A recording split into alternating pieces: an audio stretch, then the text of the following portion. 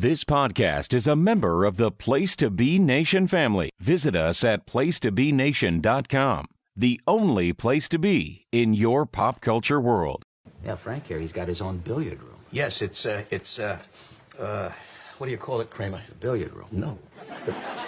The name. The billiard. Not the billiards. It was. Come on, Rudy. What? Come on.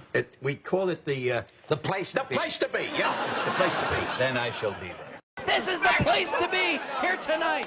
Time to play the game. Party people in the place to be. It's about that time. Place to Be Nation, Scott Criscola and Justin Rosero. This is the Place to Be Podcast. Very nice, Mr. Criscola. Oh, I'm sorry, Dennis. I think they might hit a shock wall. Actually, it's being John Akiyama is a better version of it. What do you think, Woodling? You can finally tell Grant Owens you found new music. I'll tell you what, I am impressed. Sharon Lois and Bram? Skidamarinky Dinky Dink? Yeah. Skidamarinky Doo?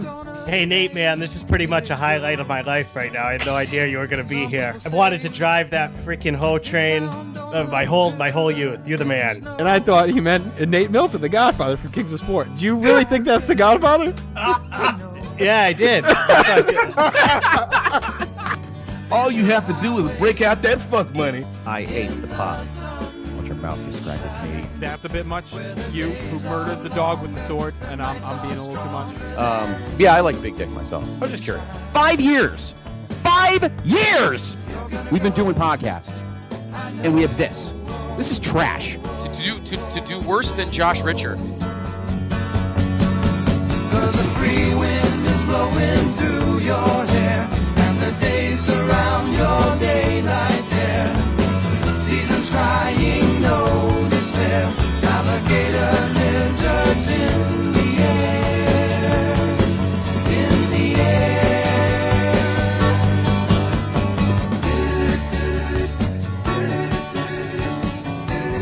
Place to Be Nation! Welcome to another great episode of the one and only Place to Be Podcast. I am your co-host, Justin Rosero, coming to you live here on this 4th of July, Monday evening. And, of course, as you heard in the open, we're paying tribute to both yacht rock and America with our music here tonight. And Scott Criscolo, hope you had a wonderful Independence Day weekend celebration. I did, sir. Good evening, JR. Good evening, Place to Be Nation, and happy 4th of July, episode 412 of The Mothership. And it was a wonderful 4th of July weekend for both of us. We had some great weather. It was beautiful here in the Northeast. Some storms raging coming in as we speak, but the weekend is in essence over, so it doesn't matter anyway.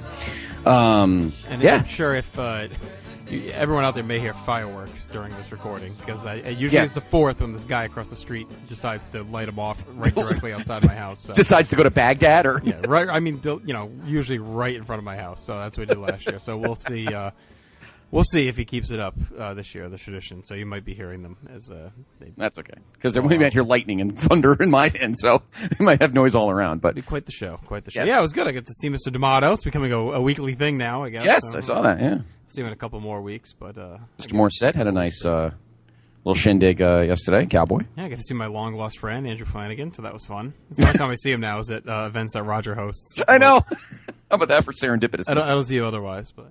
That's fun. Actually, I'll see him this week at basketball. So yeah, it was good to see him. How about you? Did you any parades or convalescent homes that you visited this weekend? Nope. Night's free. No, it was a good weekend. So Saturday, actually saw a lot of baseball and a lot of fireworks. Saturday, Independent League, New Britain Bees, a little bit upstate with fireworks. And then yesterday, hung out in Brooklyn. Went to the Brooklyn Cyclones, which is the Mets single A farm, and they had fireworks as well.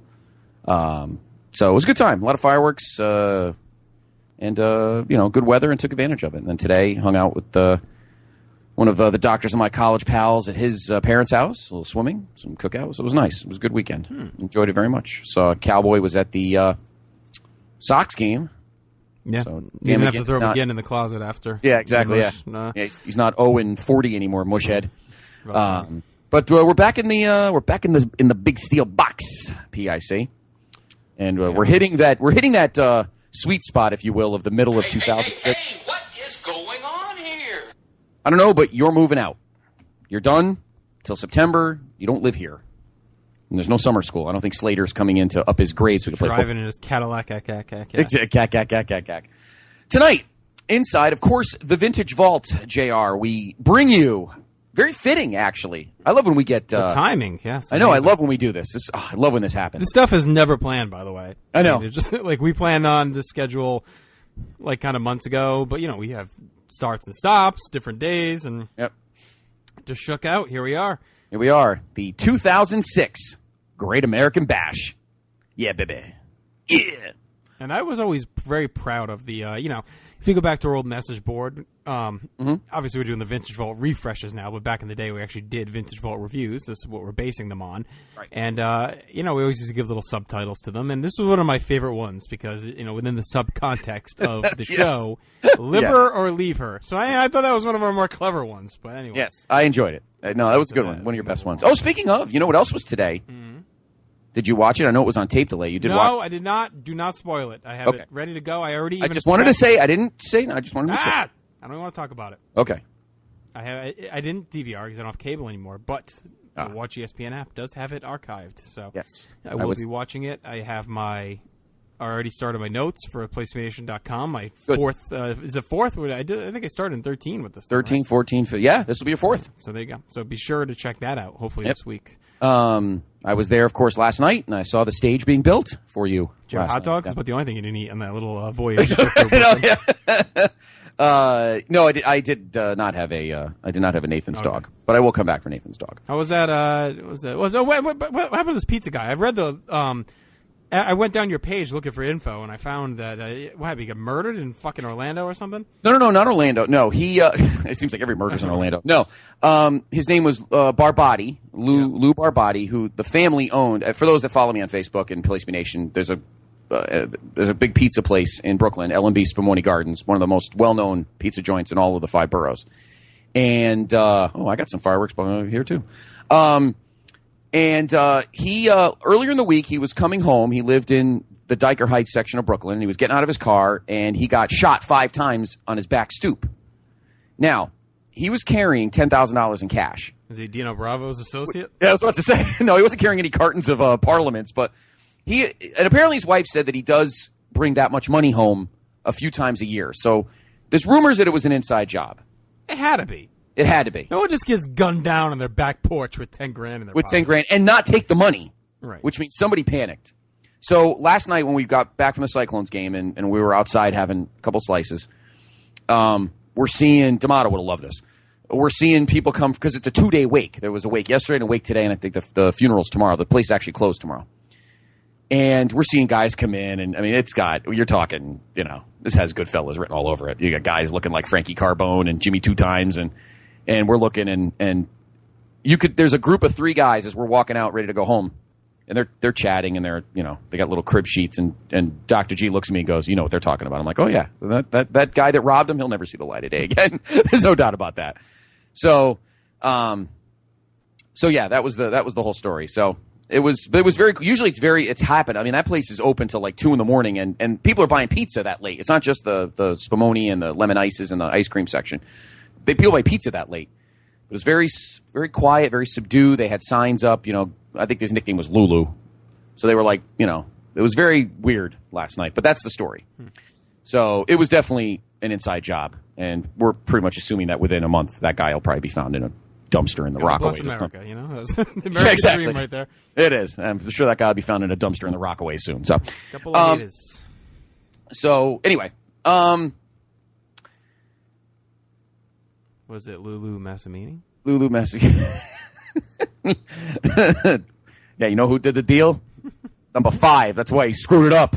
5 sucks. 5 sucks. All right. So anyway, the Great American Bash. And here we go, the 3rd one of the WWE brand. Mm-hmm. And another show, and I feel like we say this a lot, JR, throughout 2006, another show that you probably don't remember that well. Might need to watch it again.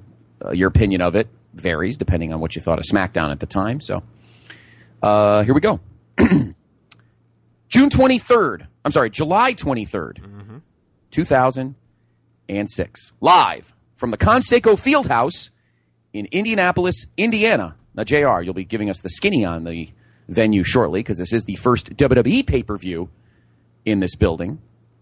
But this is not the first wrestling pay-per-view in this building. Do you know what pay-per-view was in this building prior to this show? I'm looking at it, so yeah. Son of a bitch. It was, of course, WCW Sin. There you go. Was in this building in January, right? January 2000. I always get Sin and Greed mixed up. Sin is January, Greed was March. Okay. So amazing enough, I mean, there's been nothing. God, dude, he never had a pay-per-view all this time, and Sin had been there in 01. Yeah. This is Indiana's third pay-per-view.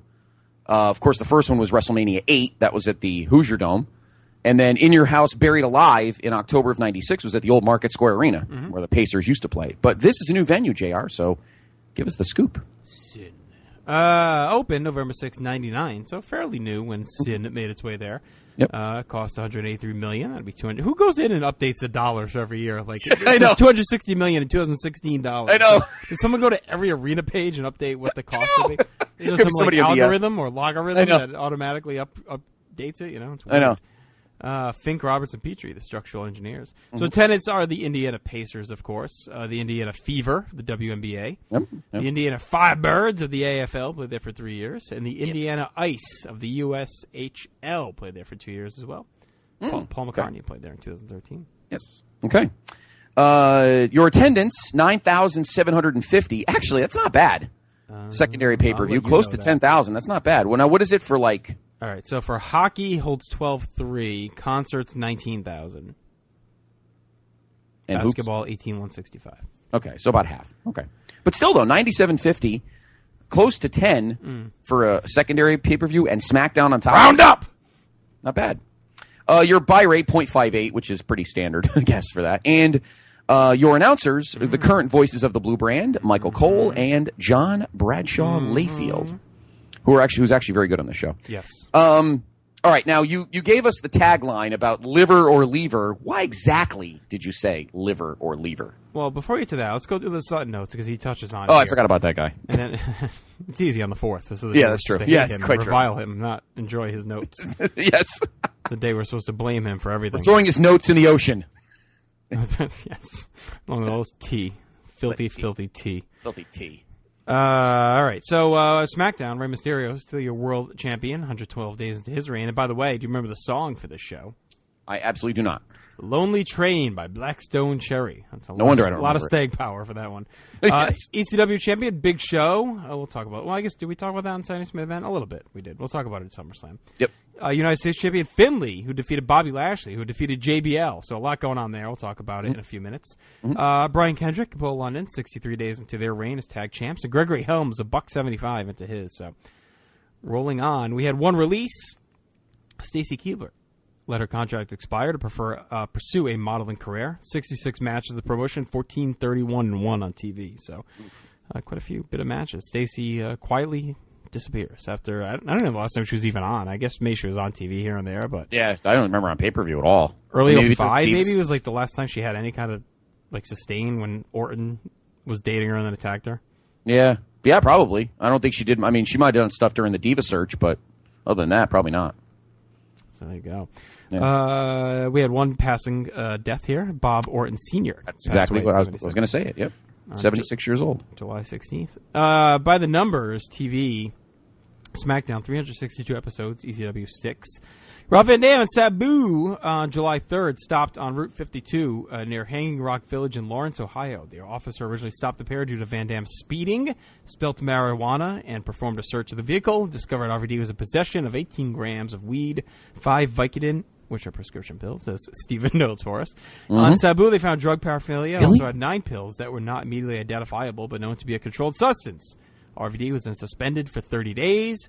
Of course, ended up losing both of his titles as soon as he did lose both of those. He was suspended for that time period. On July 6th, it was reported that Kurt Angle was off the road with underlying injury and personal issues.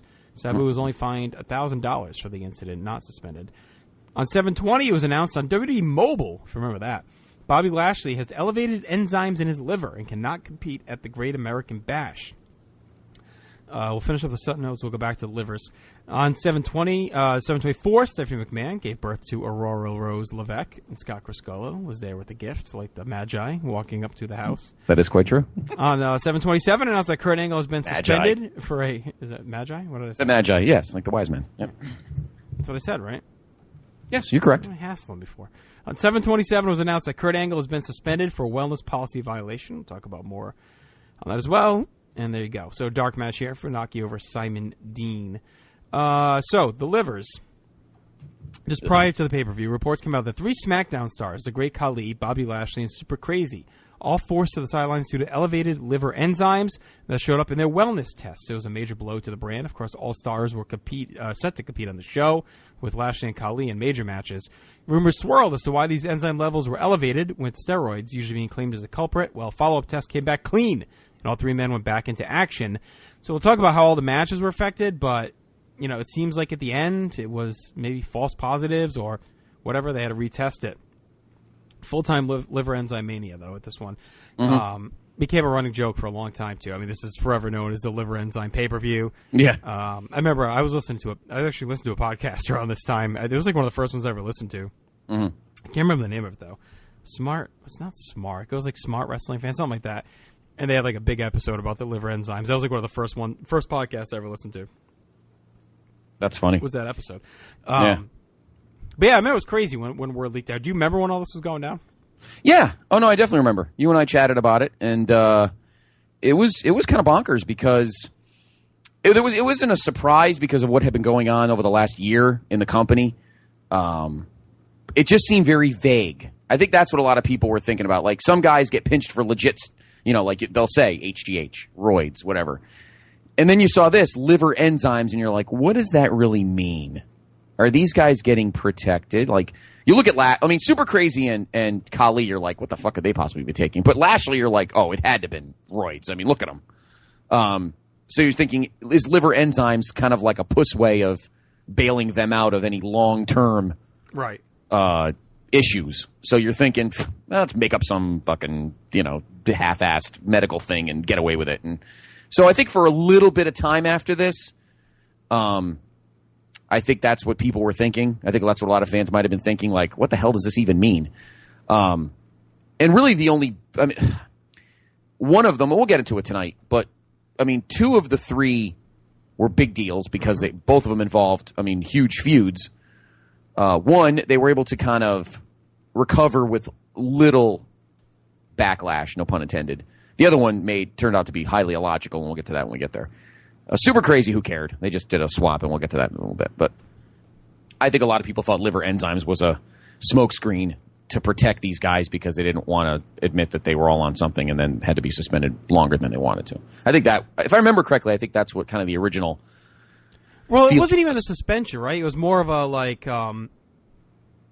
Because they started doing... It wasn't a wellness policy violation, per se. It was like a wellness awareness thing. Like, remember they were running everyone through those tests, and something happens, too, like the next year with another guy, where they kind of do these baseline tests, and these levels came back high. So they didn't, like... I don't know. I don't recall exactly, but from what I remember, they didn't fail tests, per se. It's just that they went through a medical screening, and these levels came back high. So they were making sure they were cleared, and because they didn't have time to retest before...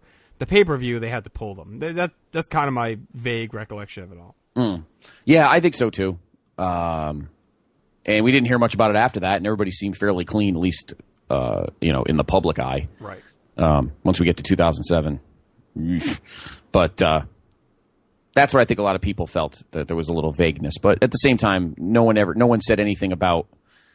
Well, why don't we get started? When we get to the segment with Lashley, we'll get into how even Teddy Long kind of explains it. I almost think he kind of did like a worked shoot on that. For sure. So we'll get to that. All right. As we mentioned, this is Indiana's 3rd pay-per-view. Obviously, the first 2, WrestleMania 8 and In Your House, Buried Alive, which is one of our favorites. Actually, both of these shows are 2 of our favorites. All right, let's get started. Oh, did you say we had dark matches? Was there any? Yeah, it was Simon Dean and... Simon Dean and Funaki. Okay. All right, let's get started. That's a First tough match. loss for Simon Dean right there. Yeah, I know. Yeah. Wasn't he pretty much out the door by this point? All right, let's get started. First match, and we have a title on the line, JR. The Blue Belts, the WWE Tag Team Championships on the line. Your champions, as you mentioned, Mr. London and Mr. Kendrick, who won that crazy match great match at Judgment Day. Taking on a new team that kind of got together over the past a month or so. Yes, right now. last month or so. Tell us who they are, JR. Two guys we know of already, but not in a tag team way. The Pit Bulls consisted of Jamie Noble and Kid Cash. Is one of them dead? Oh, wait, no. Never mind. They're both dead, aren't they? But anyway. Begun teaming back in May. They adopted the old ECW gimmick and began wearing dog collars to the ring, officially debuting as the Pit Bulls on June 30th. Remained a unit till Kid Cash was released out on September 27th. After his release, Cash returned to the indie scene and a little stop at TNA as well. Final record 1-4. I liked Cash and I liked this team quite a bit. Of course, they do receive the tag title shot here because on July 14th, Jamie Noble and Paul London pinned Paul London. On July 21st, Cash picked up a victory over Brian Kendrick, giving the challengers some momentum for this match. And as we mentioned, London and Kendrick still running as champs, becoming a steadying force in the division. Pitbulls, I thought it was a real nice use of these two talents, underutilized. That was a perfect matchup for the champions. Pitbulls were aggressive. Their attitude is perfect. They show it off right away. Cash and London start things off with a little bit of scuffle. We go to Cole and JBL going through all the past tag champs of the Bash, and JBL's already great, just bringing up history and making everything seem important just right out of the gate. Cash lands some headbutts, but London comes back with a flurry and makes a tag. Champs use some teamwork, and Kendrick works the arm until Cash punches out and tags. Noble goes into some vicious strikes, and he and Kendrick have a good back and forth. Kendrick gains control and tags out as the champs continue to maintain offense until Noble yanks London into the buckle and goes to work. Kendrick battles back again, and the champs clean house, sending the Pitbulls to the floor, and then meet them with stereo dives to the outside. Cash chips up Kendrick on the top, and Noble slams him down for the turning point. Pitbulls come in and out, they tag in and out and grind Kendrick to the mat as the crowd rallies the champs. JBL's on fire here with his one-liners blended in with history. Kendrick dodges a charge and makes a tag as London mows down Noble with a belly-to-belly throw. London gets caught in the apron, but as he skins the cat, Noble cracks him with a dropkick. I love that spot. That was a great spot, yes. The Pitbulls unleash an aggressive grinding assault again, the crowd staying with it, cheering on London. Pitbulls cut off comebacks and use some nice tag work to maintain control. Cash and Noble get brash, showing off a bit while really slugging away. London almost makes a tag after some miscommunication, but Noble yanks Kendrick off the ropes. Great heel work there. London finally escapes and makes a tag as Kendrick comes in with a missile dropkick and then wipes out both challengers. Kendrick grabs some near falls but blocks a tiger bomb until London helps him out. Pitbulls end up on the floor and Kendrick flies into Noble with a top rope crossbody. London blocks a Cash brainbuster and the champs do a double team drop salt sunset flip for the win. Fantastic match with a hot finish. The crowd loved it the whole way through. Tag division, I thought, with this kind of stuff, could be golden if they could fill it up with matches like this. I thought the Pitbulls looked great. There was nothing in this loss hurt them. They worked their asses off. They were aggressive. They were focused. A really strong opener, surprising strong opener to me. And it's a shame that we didn't get a prolonged feud with these teams, maybe trading the bells or something like that. But I really like this match a lot. I was crazy about this match. Point one. You mentioned it in your comments. JBL, as much as he might be considered an annoying heel, which at the time he was most certainly not. The fact he talked about history, about the tag teams, about the fact that Kid Cash was trained by the Rock and Roll Express, and I can't believe he actually said. Well, I guess at this point it doesn't matter, but he said that Kid Cash and Ricky Morton won the NWA tag titles. Yeah, the fact he mentioned that was kind of wild. I didn't think he would. I mean, I know at this point it doesn't really matter, but. Still, sometimes things like that kind of, throw you off when they actually mention something like that. But so JBL not only being annoying with, the whole sniping with Cole, even losing Taz's humor, I think JBL was much needed for Cole. I think Cole needed to be challenged a little bit. I think I don't want to say he was getting comfortable with Taz, but I think JBL brings a whole new dynamic. Oh, yeah. So different than Taz, and I think Cole needed that to be challenged a little bit. But he held his own. I mean, he would go back at JBL. It wasn't like Jesse with Shivani at SummerSlam '89, where Shivani by the middle of the show was hiding under the table. Cole really got back at him, like, "Look, I'm not breaking your stones. I'm telling you the truth." He was like really getting back at him. So I thought their chemistry was great immediately, and kudos to JBL. Added a whole new dynamic to the heel role, to the heel announcer role. Number two, I was thrilled at the way the Pitbulls wrestled. And even Cole alluded to it. They definitely did not wrestle like a typical cruiserweight tag team. And they're not big guys. Noble and Kid Cash are, cruiserweight sizes. They're both like, 220, probably 225. But very aggressive, almost like an NWA style team, which is funny considering what JBL said about Cash. They grinded. They almost, I don't know, maybe I'm wrong, JR, but they almost wrestled like Ole and Arn. Very deliberate. No, it was a different style. The aggression, I loved how aggressive, and they called it out, how aggressive and focused they were. Like, you could tell they knew this was their shot, and they were working their asses off at it. Yeah, a lot of grinding. It was very counterintuitive to Cruiserweight style, but it was great because then when they went to the Cruiserweight stuff later, it really made sense and paid off instead of just being a crazy spot fest. And London and Kendrick are so good at selling, just natural faces, and so good in that role that to have guys that can work and believably, grind them down and then go to the air, it made the whole thing pop. I mean, if you could give London and Kendrick a long reign against teams like this, it's a golden era of tag stuff. So we'll follow it as we go along, but the Pitbulls are really, really good. Yes, they were. And point 3, this is more of a question. I don't know what their long-term plans were for London and Kendrick or the Pitbulls. Were you surprised that the London and Kendrick won?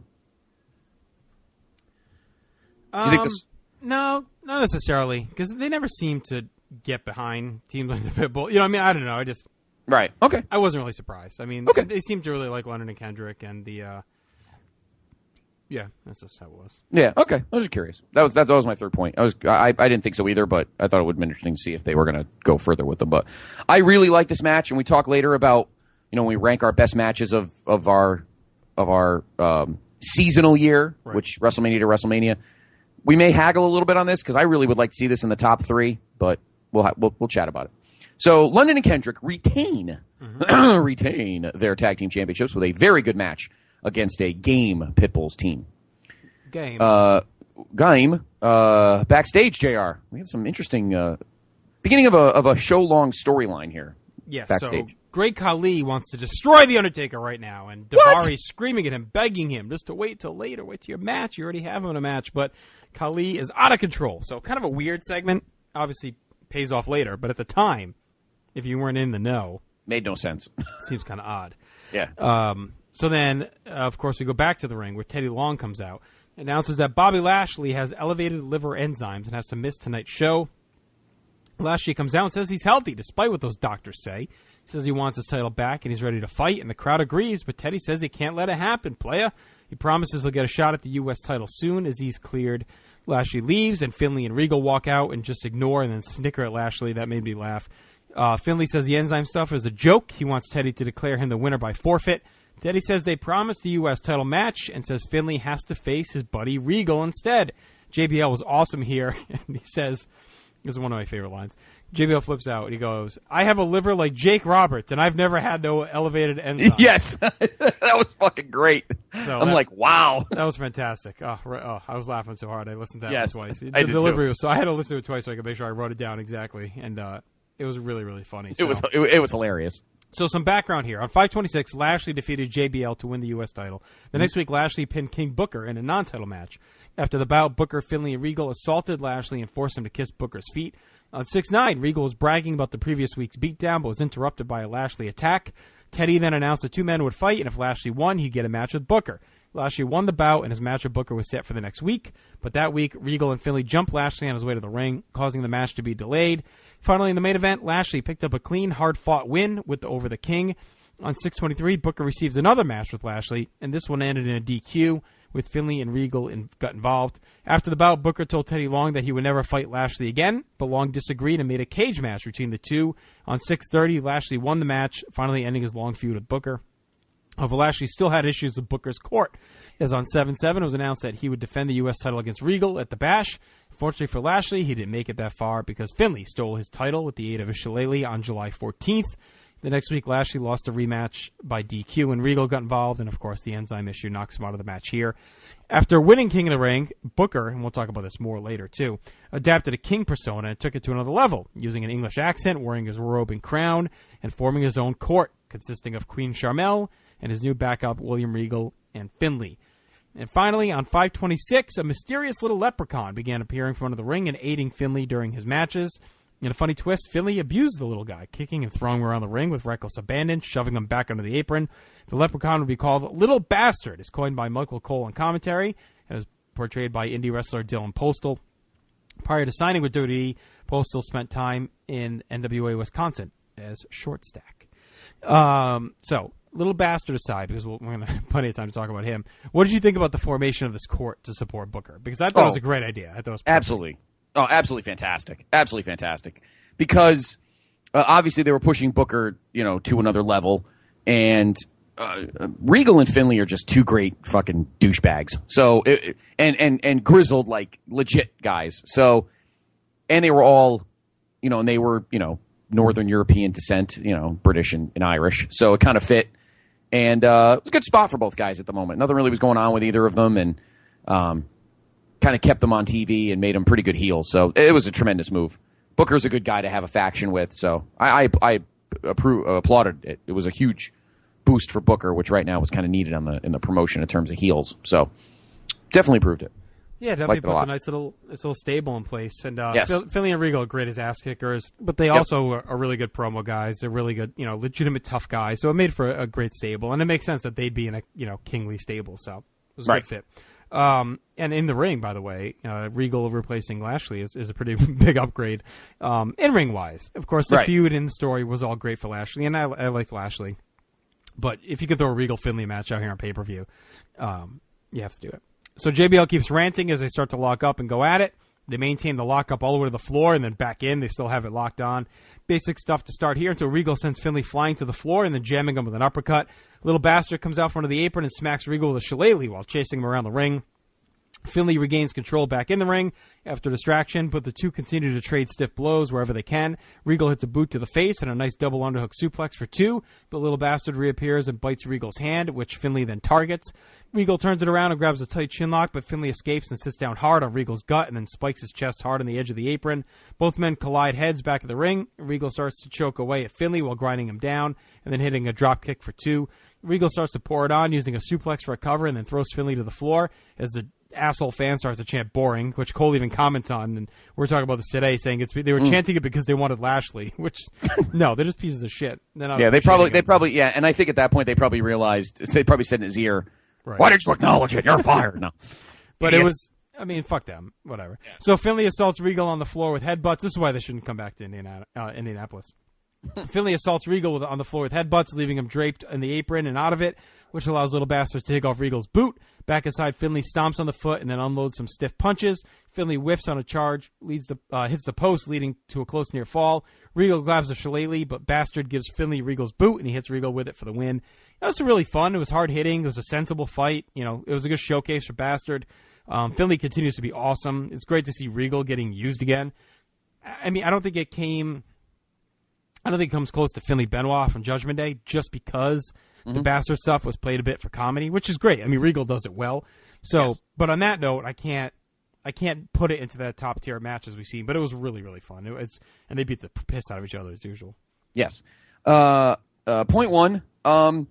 I was curious that we talk about the three liver people, the three liver patients, I guess you could say, or whatever. Why they acknowledged Lashley's on camera and not the other two, which we'll get to later, I think it was just the easiest way to tell the stories. Like, Crazy, they could just yank out, and it really didn't matter. You don't need to explain it. Khali, it's easier to protect him a bit, and it's kind of foolish to say, these guys all have high level liver enzyme levels. It's kind of easier to kayfabe it. It is used the story for one guy, and you can kind of make it sympathetic for Lashley. You pull him out. He's trying to fight through it. Doctors won't let him. It's more of an underdog kind of face story. So you don't think it makes him look weak? No. No? Okay. No. It's not like they said he has, whatever. Thyroid cancer. I don't know what makes him freak. Diarrhea? I thought you were going to say diarrhea. I don't know. No, I don't think it makes him, the doctors found something to keeping him out. No, I don't think at all it makes him. I don't think it seems all right. No, I'm just curious. It's like, you have high estrogen levels, sir. You can't You cannot work with your man boobs. Okay. Point two. I'm getting this feeling as we've been watching the SmackDown side shows that it's SmackDown's kind of going back to that 03 feel, where really mat based, guys really working their asses off and putting on tremendous matches. And, I know we kind of pissed and moaned about the SmackDown roster in 2005, but right now it's really pretty good.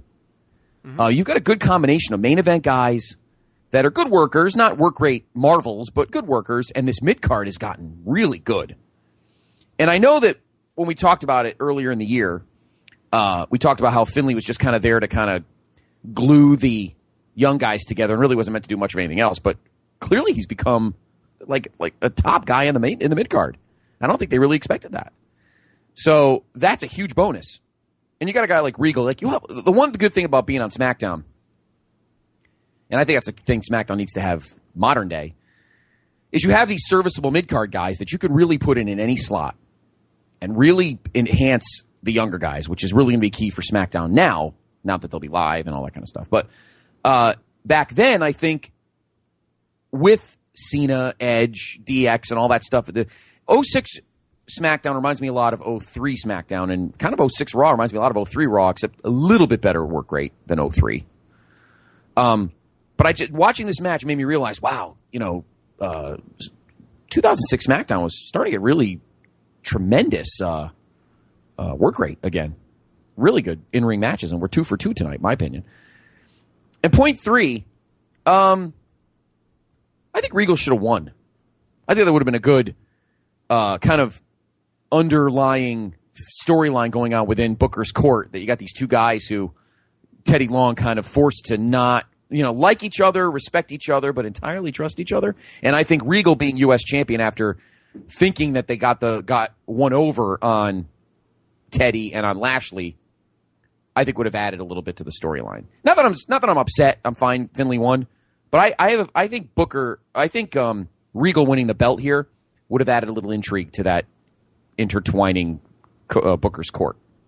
So, but having said that, the match was very good. Was it Regal? I mean, was it Finlay Benoit? No. Again, they had to keep the whole leprechaun thing going. Right. And it was a good time to showcase it because it's not really a heated feud. Right. It's not really like a big time match. So it's kind of like whatever. If they, it's a good match to kind of sacrifice and get the gimmick over. And I'm fine with Regal not winning the title. I mean, I love Regal and he'll get pushes still to come. But like Finlay had to earn this slot, so I'd let him run with it for a bit. No, that's fine. Like I said, it wasn't a big deal. I just thought that if they decided to have Regal win, I think it would have been fine. I think it would have enhanced Booker's court storyline. But having said that, it's not the end of the world. So Finlay retains his United States Championship in a very good match that came out of nowhere due to medical issues. Okay. Do we go backstage? Yes, just for a quick second. Yep. As Chavo Guerrero gives Rey Mysterio a pep talk. Tells him he has his back and makes sure his dreams come true here tonight. Interesting. Okay. Next up, JR. Another, our second match of the evening that is liver or lever. We were supposed to have our third title match of the evening, as the Cruiserweight Championship was supposed to be on the line. Your champion, of course, a guy, I might be one of my favorite guys in the whole company at this moment, Gregory Helms. One of the best theme songs, too. Was supposed to take on Super Crazy, but as we saw, Super Crazy also pinched with high enzymes. So he has to sit. They didn't really... Did they acknowledge? I don't think they even mentioned it. Because I didn't realize until I read later. Like, I don't have it in my notes because they never said it on air. So and even we have in our other notes here, Gregory Helms originally scheduled to face Super Crazy, but was pulled off the card, and Matt Hardy was announced as the last minute. Well, he was just a last minute unannounced substitution. Just comes out. So it was very weird. Yeah. They probably just figured whatever, Yeah, and they figured, whatever, no one's going to notice. And you put these two together, you'll be fine. So, so there you go. So Gregory Helms, not defending the title against Super Crazy, and not defending the title at all. And I'll get to that in my comments. But now facing fellow Omega-ite Matt Hardy. Of course, non-title because Hardy's not in the weight class. Yes. Helms being given a solid shot to run with the belt and establish himself here. We get a stalemate to start as the crowd cheers on Hardy loudly. Hardy hooks on a side headlock and then runs Helms to the floor before meeting him with a dive. Helms gets a desperation neck breaker to stop Hardy and then hammers away. JBL's just on fire here again, super aggressive, flipping out on Cole. Helms hits another neck breaker for 2 and then clamps on a Cobra clutch. Hardy flips out of it and gets a short flurry with a near fall, but Helms lands a kick and blocks the side effect to put Hardy back to the mat. Hardy meets Helms on the top, but Helms slugs him down and hits a super swinging neck breaker that wipes out both guys. Helms recovers first, attacks the jaw, and then goes to a tight chinlock and front chancery to level some knees to the face. Helms fights up and they trade some stiff hands until Hardy hits a side effect and a bulldog for near falls. Helms reverses a twist of fate into a neck breaker for 2, but Hardy catches him with a moonsault for a near fall. Hardy follows with an elbow off the middle rope, mounts Helms in the corner, but Helms drops him with snake eyes and hooks the tights to steal the win. It was a really good match. It was focused, hard-hitting offense. The flow was real smooth. It ebbed back and forth. I think it's one of Helms' best matches in years. And Hardy was great, too, as a steady face veteran kind of holding the match together. I thought it was kind of a hidden gem. I like this. I mean, it would have probably gotten match of the night buzz if it wasn't for that opener. So, I mean, so far we're 3 matches in, and all have been really damn good. I agree with you 100%. Point 1, love the weight class situation. Like, I mean... it's not kayfabe and it is kayfabe, but I like the fact that Matt Hardy doesn't get a title shot because he's not weight class. I mean, that's kind of cool. I like that. That's like old school, Gorilla mentioning the championship committee kind of thing. See, I love that. That was awesome. I love that. Point 2, I think it made sense logistically. I don't think I don't want to think that they just randomly picked Matt Hardy just because he's Matt Hardy. I'd like to think that being a former Omega-ite and, that they were so tight that they're like, you know what, we need a really good match here. You two know each other for 20 fucking years or whatever. Go out there and do something. I'd like to think that's why they picked him. And Hardy wasn't on the card. I mean, that's right. Part of it, too. And they needed, someone to go out there. I don't know who they had left over. I'd have to dig out the SmackDown roster from this point. But, no, Hardy was a good choice on many levels. And that's one of them, like you said. Yes, no, definitely. And I think... I think that, I feel like I bagged that out here. I got thunder, I got fireworks, bombing all over the place here. I think that, that's why I think the choice was made. I think it was fantastic. And point 3, getting back to what I said in the second match about the stability of the mid-card on SmackDown, I am loving Helms. I mean, you want to talk about anybody who needed, by the way, I love Matt Hardy mocking Hurricane with the little move. That was really funny, too. I enjoyed that. I think that was an inside rib to his fellow Omega guy. That's why I think he did that. But point 3, getting back to what I was saying in the last match about the stability of the mid-card on SmackDown, Helms, to me, has been the MVP, one of the MVPs of this year on both shows. If anybody needed a character change more in his whole company in the last year, it was him. Here's a guy with untapped talent, and you were sticking him with this shit gimmick that, after 4 years now, he's had it since, the invasion. It needed to go. It needed to go. And I think he wanted this character bad. I think he wanted to shake the Hurricane thing, and he's been great. Absolutely great. And we were so upset at New Year's Revolution when he had a job to Lawler. I mean, that was just stupid. I feel like he's recovered from that, and now you're seeing a tremendous performance night in and night out on both the show and pay-per-view. So I can't laud enough the exploits of Helms right now. I mean, he's been such stability in the mid-card, just like Finlay and just like Regal, among other guys, but for different reasons. He's just so great in the ring. He's really promoted the Cruiserweight belt. And we talked about it, JR, about, we kind of alluded to it in the first match, how these Cruiserweights right now are not wrestling like Cruiserweights, which actually makes the title seem almost more wanted, more yearned for, because not everybody has to be a flip-flop and fly guy. And Helms really isn't. I mean, yeah, he does aerial moves, but he's kind of like Edge. He's a smaller guy who kind of wants to work like a grapple power style, even in the Cruiserweight division. And I think that's huge to be that unique. So I'm very happy with how the Helms has settled into the mid-card and settled into the Cruiserweight Championship on SmackDown. So there we go. Gregory Helms wins the match. Doesn't retain his title because it wasn't up for grabs. But a fantastic third match. And you're right, JR. Again, did you think 3 for 3 in the beginning? I mean, I didn't. Definitely not. Definitely not. You know? So there you go. So Gregory Helms wins. Backstage again? We do go backstage again. And this is where the great Khali is stalking around still backstage. Daivari begging him, saying the match is next. Calm down. Taker shows up and stares down Khali with his big giant robe on, which is kind of goofy. Big Show attacks him and lays him out. Teddy Long comes in with the refs to break it up.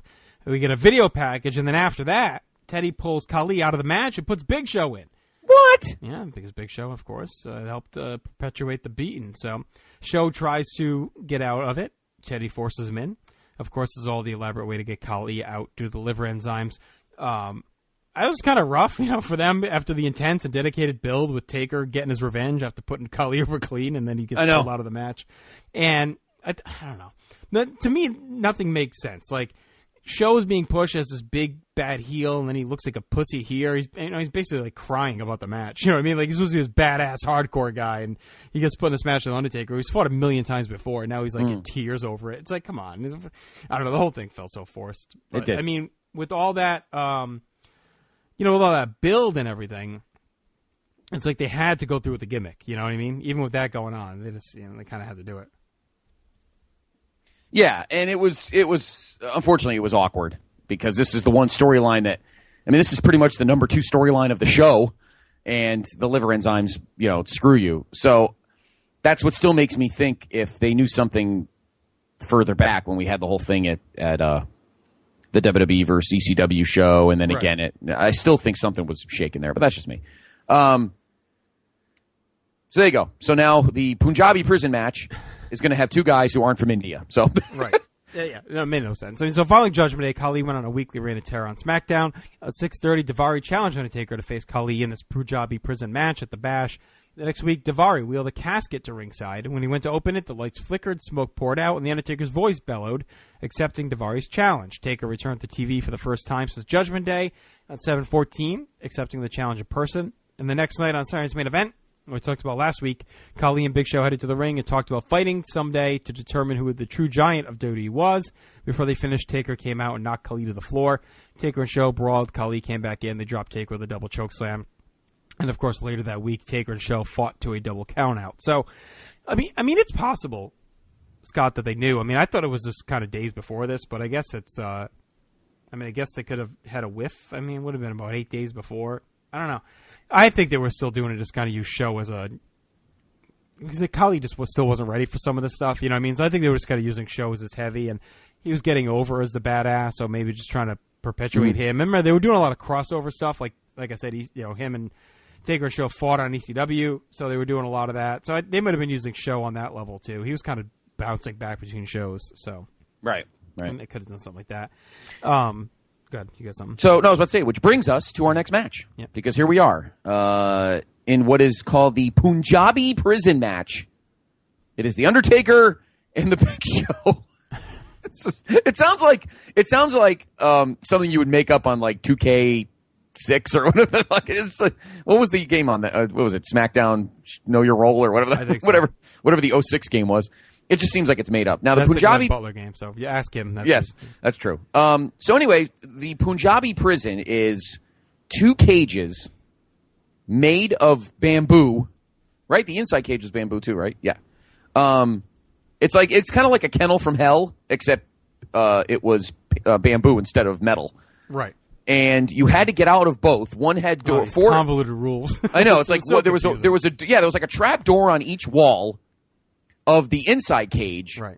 And then you had to go out of those, and they're only in for a minute. And once they close, and then you have to get out another way. So there's 4 doors. It sounds like a WCW 98 storyline. Right. So once the door opened, it was only open for a minute. And if you didn't escape it, that door closed, it was locked. So it was very convoluted, very, very bizarre.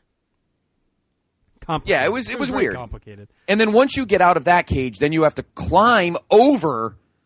Jesus Christ, you had to climb out over the outside cage, which had spikes on top of it. This was so WCW, it was ridiculous. No wonder they were in the same building as Sin. And you think to yourself, JR, forget Big Show and Taker. You have 3 guys involved in the whole combination, and you're like, wait a minute. How the hell were any of these three going to climb over the fucking wall? Yeah, it was. Seriously. The whole thing was a mess. I mean, right, even Khali, I mean, he could barely bend his knees. You know, like, how the hell is he going to climb up the cage? I don't know what they had planned for any of this. I mean, I guess it was a shrewd way in some ways. This is my rationalization. They want to Taker to get the win back, but they didn't want Khali to get pinned. So they came up with this. So Taker could win the match, escape.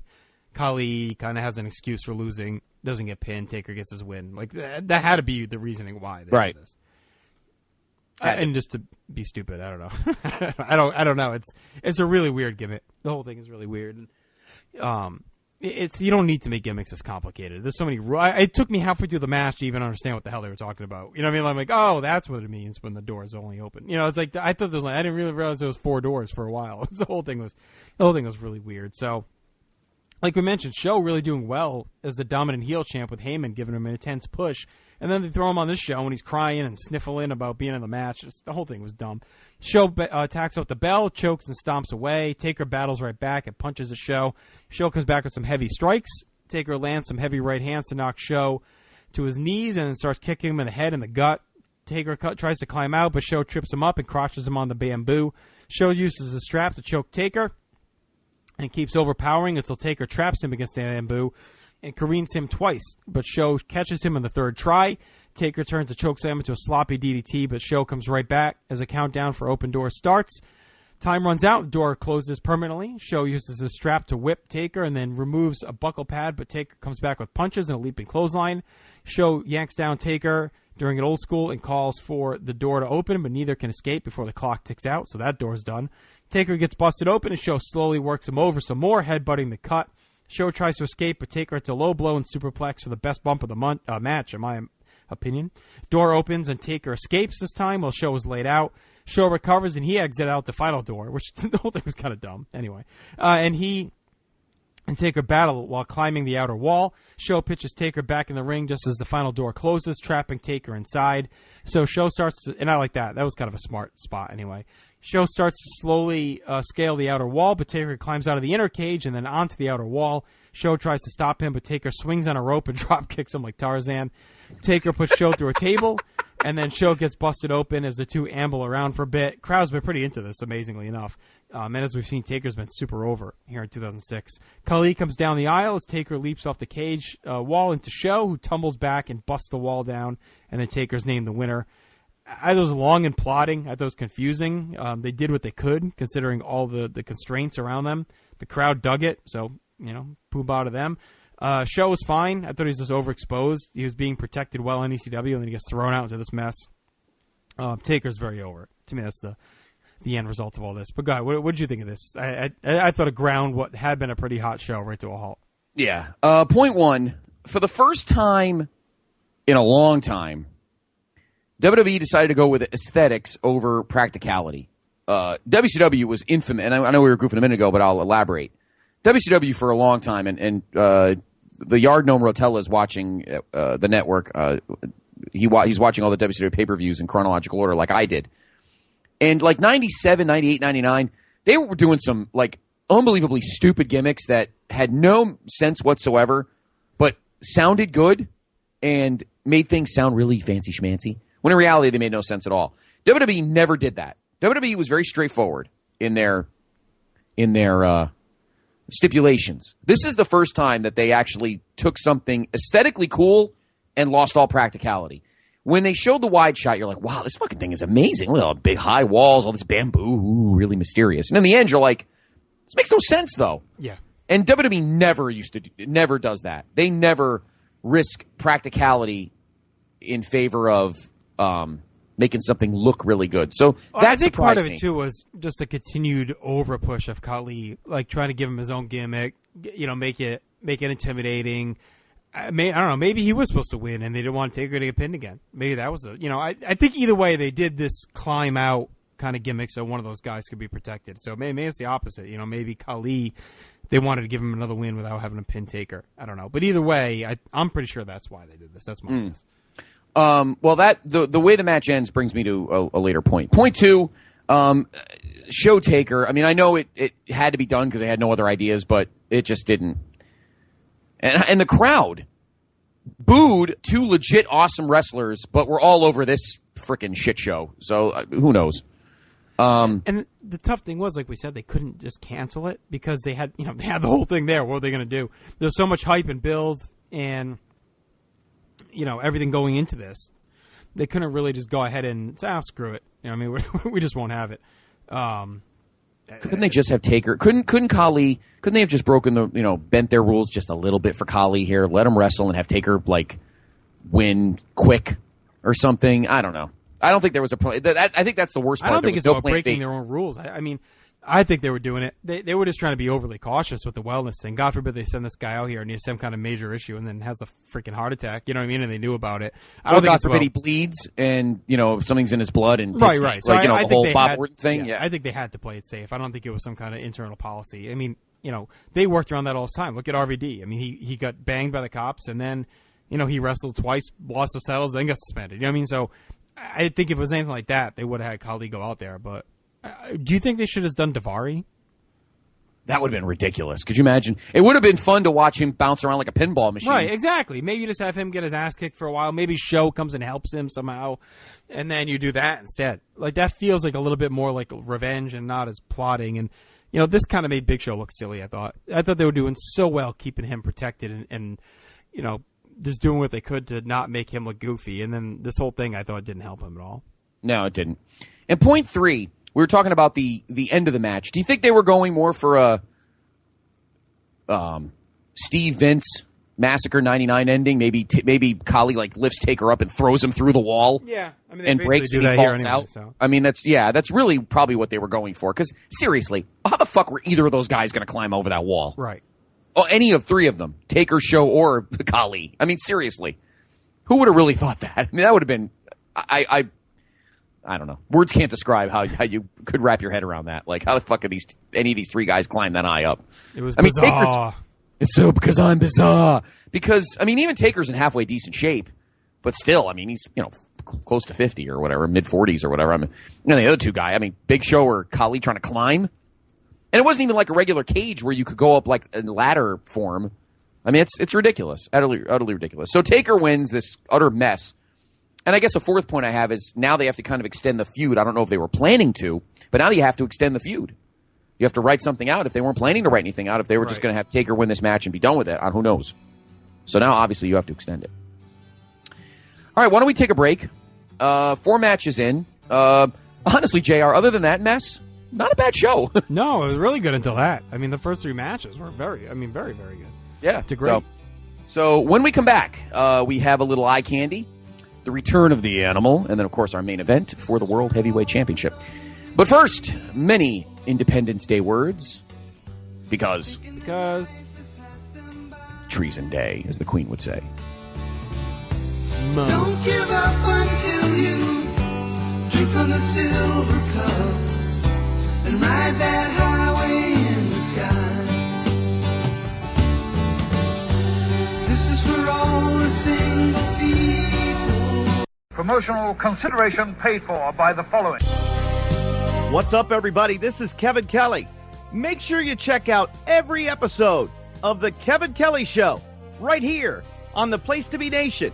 PlaceToBeNation.com. The Kevin Kelly Show. Every episode is a winner. At least we hope. Place to Be Nation's Justin Rosero here. In addition to the Kevin Kelly Show, we have a ton of great podcasts available to you on iTunes, Stitcher, Google Play, and PlaceToBeNation.com. And we now offer them to you on 2 great feeds as well. On the Place to Be podcast feed, you can check out Scott Criscolo and me on the Mothership, the Place to Be podcast, with our famous Vintage Vault pay-per-view reviews. PTBN also covers current day wrestling with clotheslines and headlines, main event, Mission Indie Possible, in our monthly pay-per-view reaction shows with immediate feedback on WWE, NXT, and Ring of Honor Super shows. Relive Wrestling's past with our monthly pay-per-view rewind series led by Ben Morse and the Dangerous Alliance Wrestling podcast as we dive into various subjects in the form of exercises and games. We also have sports covered too with the Sports Lounge, the TJ McClune Show, and NBA Team Podcast. On our brand new PTB Pop podcast feed, we offer great shows such as the Glenn Butler Podcast Hour Spectacular, Rank and File, Lucha Undead, as well as a veritable podcast heaven for comics fans with the hard traveling fanboys, Sellers Points, Todd Weber's Conversation, and Imaginary Stories. Subscribe to both feeds on iTunes and be sure to rate and leave feedback as well. All of these shows are available on PlayStation.com, where we cover pro wrestling, sports, movies, comics, plus tournaments and more. Be sure to check out on the right-hand side of the site for details on how to support the site when you shop at Amazon and download our free Place to Be Vintage Vault Refresh ebooks. We also want to thank our friends at Bonehead's Wing Bar in West Warwick, Rhode Island, and Fall River, Massachusetts, and Scott Keats' blog of Doom. Be sure to follow us on Facebook, Twitter, Instagram, and Tumblr as well. PlaceToBeNation.com, the only place to be in your pop culture world. This is Parv, and I'm here to tell you to listen and subscribe to the Pro Wrestling Only Place to Be Nation podcast network. That's the PWO PTBN podcast network, where you'll find a ton of in-depth shows done by hardcore fans. We've got Chris Zellner's 1-2 punch of Exile on Bad Street, and with David Bickenspan, a smash hit Between the Sheets. We've got Wrestling Culture with Dylan Hales and Dave Musgrave, Goodwill Wrestling and the reaction shows with Good Old Will from Texas. We got This Week in Wrestling with my man Pete and Johnny Sorrow, Stephen Graham and Tim Livingston's Pro Wrestling Super Show, Tag Teams Back Again with Kelly and Marty Sleaze, and a ton of other great shows too. And of course there's Titans of Wrestling and Where the Big Boys Play with yours truly and some dude from down south called Chad. PWO PTBN Podcast Network. Hey, this is Dr. Tom Pritchard, and you're listening to the Place to Be podcast on the Place to Be Nation.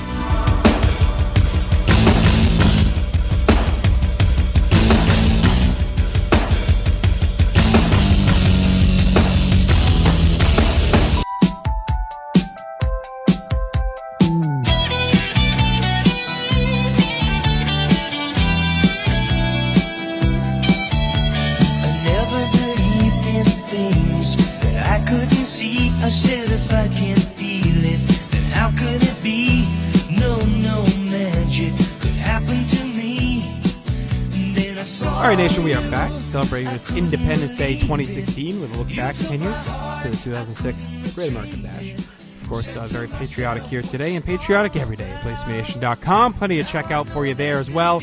Our Vintage Vault previewing done by Steve Riddle looked at a match we're going to talk about shortly, and that's Batista versus Mr. Kennedy.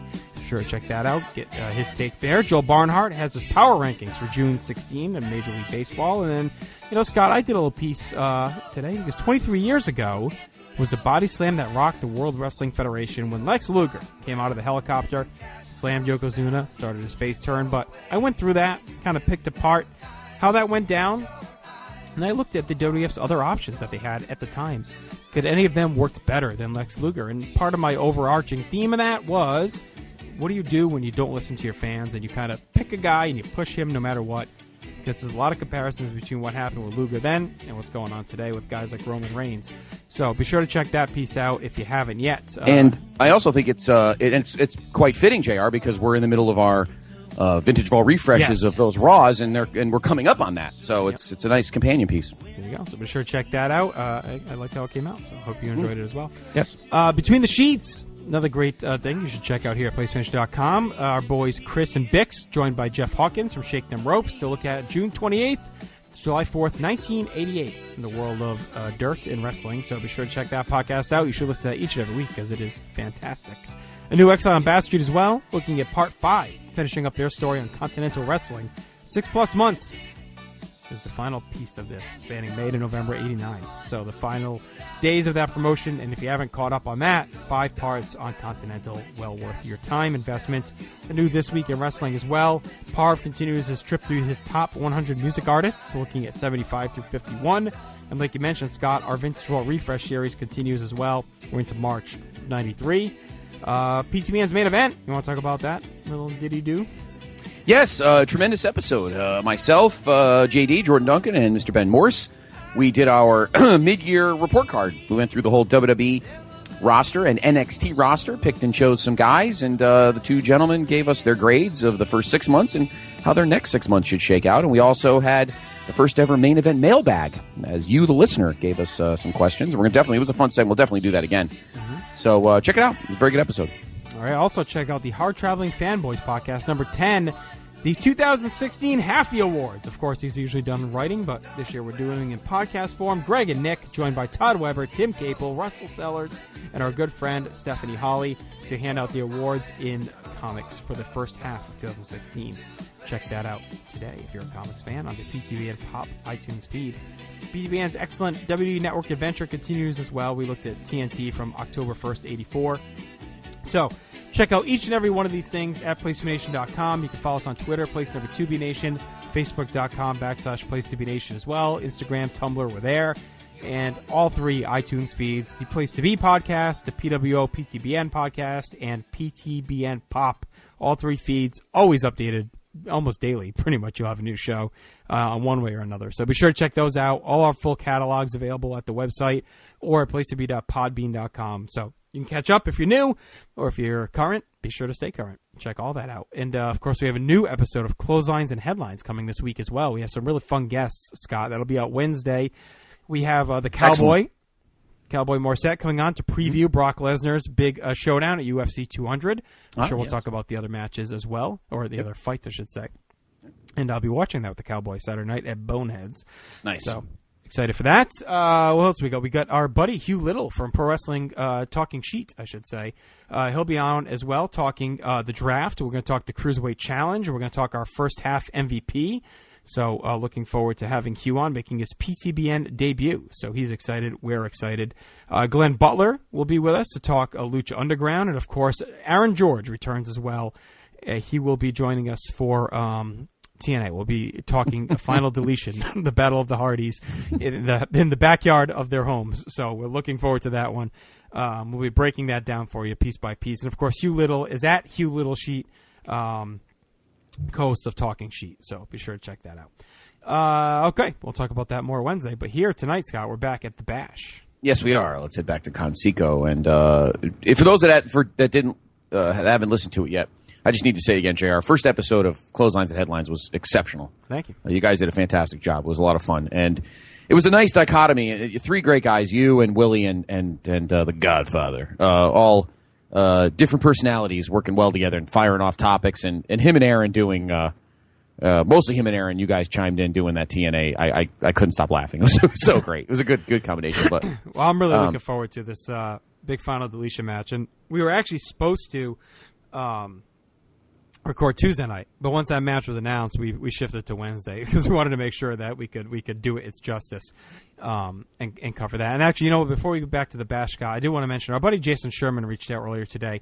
All of this information is on Twitter and Facebook, but really quick, he's a big fan of the show, been a loyal listener for quite a while, very active on Twitter and Facebook with us. The other day, he set up a GoFundMe. Both him and his cat are both ill.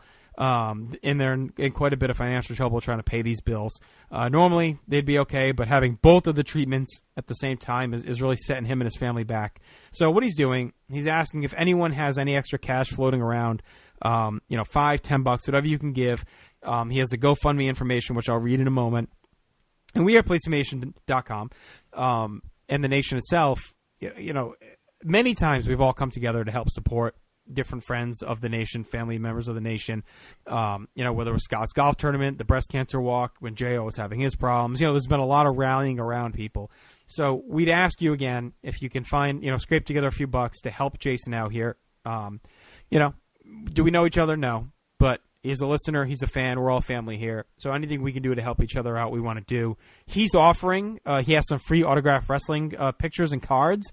If you give $10 and you email him at bushbum16stone@gmail.com, you can ask him and he'll send you one of those autographed pictures. I mean, do it anyway, maybe even without getting the autographed picture. But if you want one, he's happy to send it. So it's www.gofundme.com/2C2WGMK. So that link is on Facebook and Twitter. Be sure to hit that up. If you need it and you forget it, whatever, just message us and we'll get it over to you. So if you can help him out, you'll help us out as well. We like to take care of all our listeners and friends and family. So whatever you can do to help us out, we appreciate it. Absolutely. Yes. We'll always continue to find new ways to pay it forward and give back. So definitely kick in if you can. Yep. All right. Let us return to Conseco Fieldhouse. Okay. We continue to go downhill. This This next one's got plenty of eye candy, but which is fine. Well, I'm sure you booked this, perv man, with your spray tan. But it's after a great start to this show, this kind of goes downhill. This continues, in my opinion, the over pushing of somebody. But how did we get here, Taylor? That is fine. Bring them all on a Southern Caribbean cruise. These 4 women competed in a bikini contest, which was won by Ashley, who had debuted on SmackDown the week prior. On 7/21, Ashley teamed with Jillian to defeat Crystal and Michelle McCool. Former schoolteacher Michelle McCool made her WWE debut during the 2004 Diva search. After elimination, she signed a 3-year deal with the company. She showed up on SmackDown in early 2005 with a personal trainer gimmick and made her in-ring debut in a mixed tag match on March 3rd. After a brief feud with Melina, Michelle was sent to DSW for some developmental work. On 6/2/06, she returned to SmackDown as a heel with a sexy teacher gimmick. Also, Crystal Marshall spent time as a model, music video dancer, and as a Barker Beauty on Price is Right before signing up for the 2005 Diva search.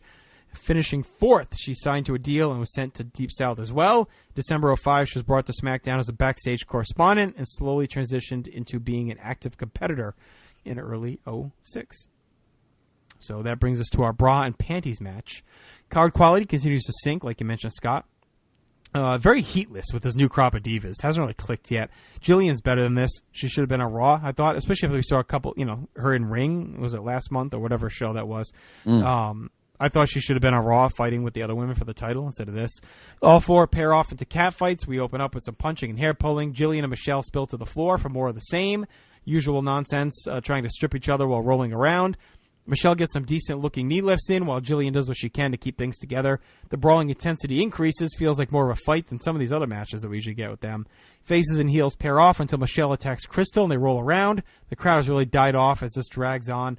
Ashley and Jillian team up to strip down Crystal, and Ashley's named the winner. Jillian's annoyed because she helped, but before she leaves, Ashley calls her back and tells her to celebrate in the corner, but that cat Ashley sneaks up and pants her instead, so Jillian returns the favor, and the crowd is as dead. This went way too long. It was pretty awkward. They had a couple of moments, a couple of spots, but overall, just look, it's hot women getting naked, basically. So it is what it is. But when it eats up this much time, we've seen it so many times before, and the women aren't really given. At least when we were getting this stuff, like in 2001 and 2002, the women kind of had characters, and you kind of knew them and what they were about. But it's like you're just getting these women out of the factory with this generic gimmick and generic look. You're not really given a reason to care either way. So. They're just faceless. You know what I mean? They're just out there getting stripped down. There's no reason to get into it besides just, women, But 2006, internet porn and everything was really gaining steam. So it's it gets harder and harder. What a great way to put it. Well, it does. I mean, in 99, you saw, working on magazines or, dial-up modems. Sonny and Sable and, BB get naked and everything else. Kitty, it was a little, at least it was giving you something to get into. But by this point, it's kind of like, all right, I can see this anywhere else on the internet.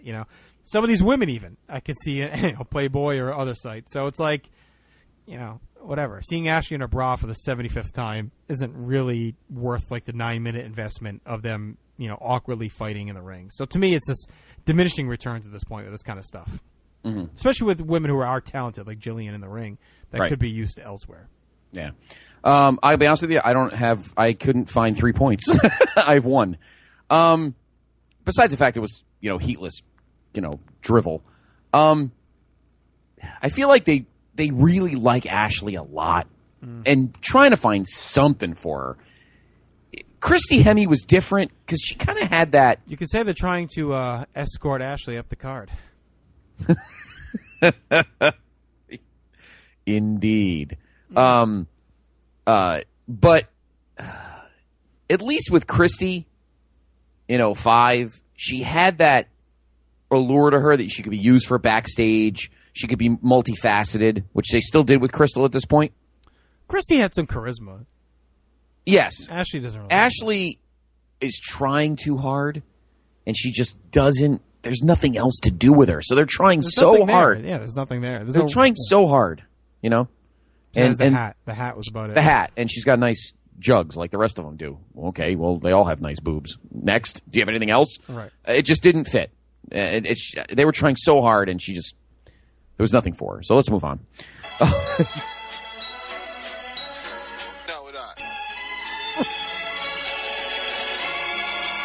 course you had to play that. I didn't know you added elevator music to. It's Always Sunny in Philadelphia. Not elevator music. Oh, I don't watch that show. Is it good? Is it good? All right, here we go. What's next? I hate Danny DeVito.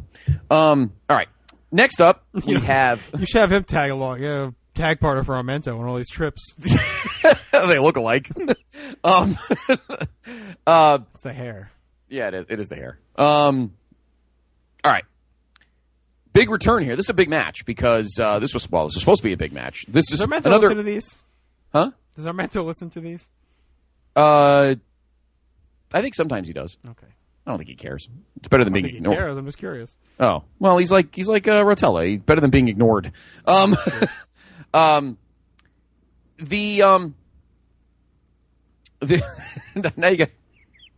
I have this vision of Ward to settle the score when Danny DeVito is there, and you got Armento walking up behind him. That's a vision in my head. I'm gonna get rid of it. All right.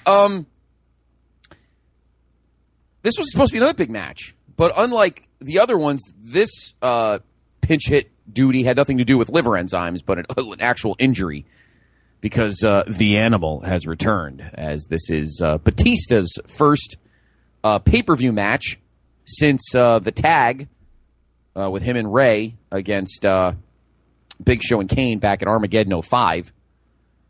Because tell us how we got... we know about the injury, JR, but we know who injured him, but why isn't he facing that guy here?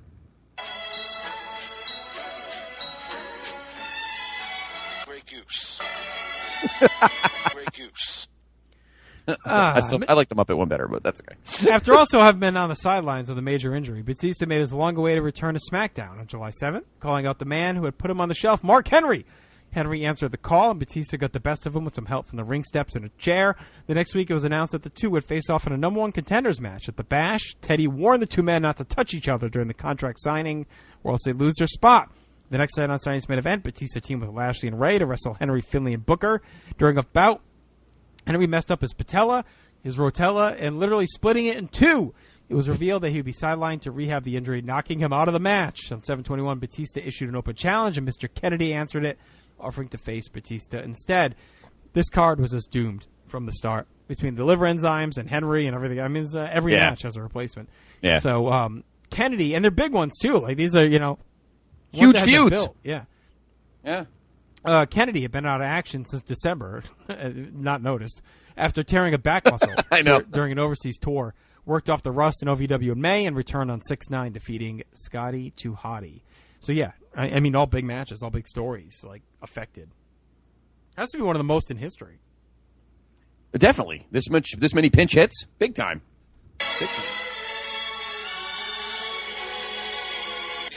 There's not many on.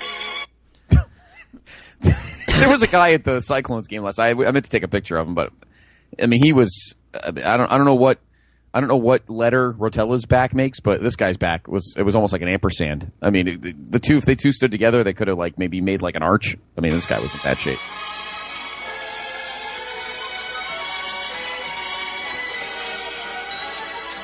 I'm looking forward to everything. And the bill. Batista back from injury, big spot for Kennedy. Tough to pick a winner here because, again, two guys that aren't really in position for a loss. Kennedy is in place for Mark Henry, as we mentioned, split his kneecap. Big pop for Batista. Still looks fantastic, has great presence. We'll see if that magic is still there. Batista attacks Kennedy before he can do his mic work and starts to maul him.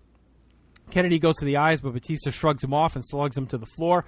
Batista beats him around the ring, smashes him with a clothesline back inside. Kennedy tries to play some stalling mind games, but Batista sniffs it out and drills him with a spear. Sidesteps a charge, and Kennedy crashes back outside. Kennedy gets busted open on the steps, but he uses the ref as a distraction and kicks Batista in the head and goes right on the attack, choking away. Kennedy's gushing blood as he lays in stiff kicks and starts to work over the rehabbed arm. Kennedy picks up a near fall and goes to an aggressive reverse chinlock into a hammerlock. Crowd rallies Batista as they start to wake up. Batista eventually fights to his feet after a lengthy hold. Batista goes right to the power holds, jamming his shoulder into the gut over and over, slinging Kennedy into the post shoulder first. Batista starts to choke Kennedy with his boot and refuses to break, eventually getting DQ'd, which I thought was very lame, and it was very predictable that they were going to do that because they had to protect both guys. After the match, Batista hits 3 spine busters and a Batista bomb. The match is okay. Kennedy showed good aggression. He had a nasty cut, the flowing blood, but he kept going at it. It was great to see Batista back, but he's clearly rusty. It was okay. And the finish was, just, I don't know. It's too bad, too, that they didn't, I don't know, could they have done, like, a Regal here instead, instead of earlier, and let, like, Batista just murder him and, kind of tie it into Booker? I'm going after the title, so Regal steps in to stop him from getting to Booker eventually, something like that, and just let Batista squash him. Like, this felt, for Batista's big comeback match, this felt like, all right, he's never going to get a win now. You know what I mean? Like, and I get them protecting Kennedy. Like, that's perfectly fine. But there had to be another guy that could have slotted in here to help him out. Yes. I mean, having Kennedy on camera is nice. Point one, great to see Batista back. I think he ignites. He got a crazy pop on Saturday's main event, and he got a great pop here. I mean, he's clearly the face of the brand. So it was good to see him back. Simple. Point two, obviously a harbinger of things to come with Kennedy. Another guy who's injury prone, which asks this question, JR. We've had some injuries of guys over the last year. Obviously Batista, Mark Henry, Kennedy, Orton in 2005 got hurt. We had a couple other injuries. We're gonna have another big injury later in beginning of 2007.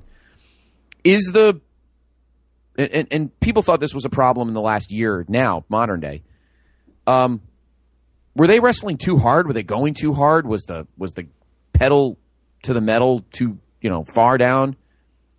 Did it seem like there was an overabundance of injuries? No, I think it's a heavy steroid time, and it's just muscle tear. They're all muscle tears. Yeah. Besides the enzymes, which who knows what, but Batista muscle tear, Kennedy muscle tear. Wasn't Orton? Was he a muscle tear? Was he a muscle tear?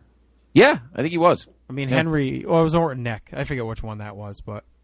And then Henry, knees. Well, no, Orton's neck was 2005. Yeah, suspensions, maybe not. But yeah, Henry was. I mean, that was fluky. But yeah. Okay. But I think that's a big part of it. If you look at the injuries from this time, a lot of them were muscle related, muscle pulls, tears, ruptures. Yeah, tendons and stuff. Okay. Right. And point three. And this may come up now when we get to our main event. Fireworks, by the way, because they're really going off now. They're going off here too. I can't tell whether they're mine or yours. So they're blowing off like crazy here too. Point three. With Batista back, and maybe I'll leave this open ended till we get to our last match. Does that make the last match more predictable? No.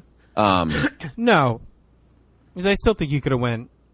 I think Batista could have fought either guy. With the Ray, the way Ray's been booked. Okay. All right. Well, let's get to it now. So Batista loses. Kennedy's you blade agree with job was protecting gross. Kennedy? You had to. You're gonna bring a guy back just to do jobs. He didn't even get a chance to get his feet wet in 2005 before he got hurt. That's why they rushed him into this spot. Yeah, I do too. I think you could have. It had been. Honestly, why don't you have Finlay fight another babyface? Well, don't forget. Here's what I would have done. Here's what I would have done. Yeah, but hang on, because they found out about this all at different times. Don't forget.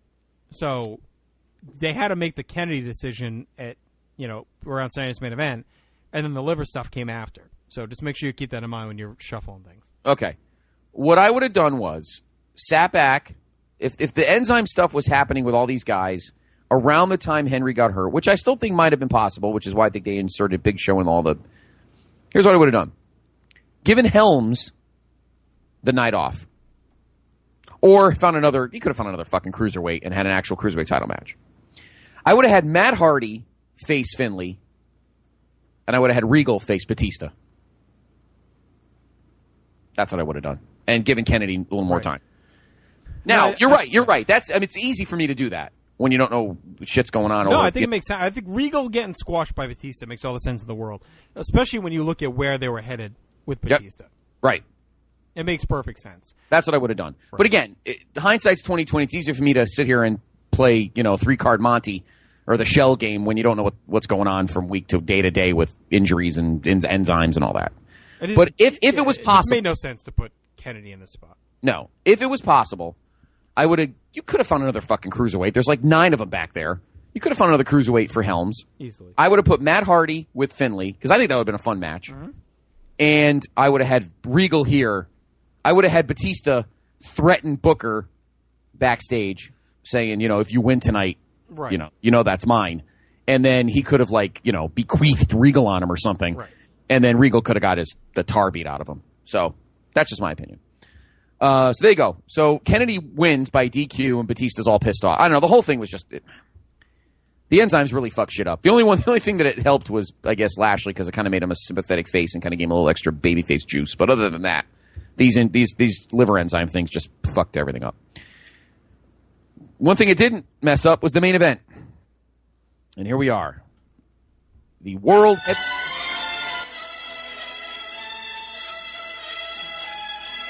Racking up any kind of bill. Not your bill. Creep. Here we go. Our main event, the World Heavyweight Championship on the line. Oh, not too many surprises. Get a martini, you can get whatever you want. Not a la carte.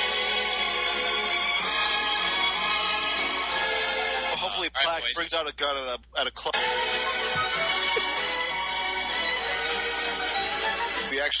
We're all done. We're all ready for it.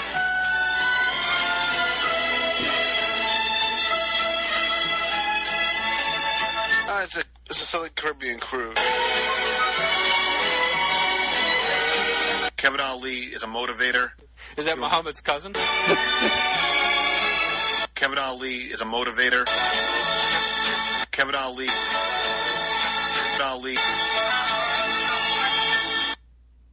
We take what we want, and after we take Lex Luger in the time. There you go. I think I got out of control there for a second. So, because there was no Triple H... And after we take Lex Luger in the time, we want the gold, sucker. Hulk Hogan, we coming for you, nigga. There we go. Okay. I got to mesh that into the Rotella thing.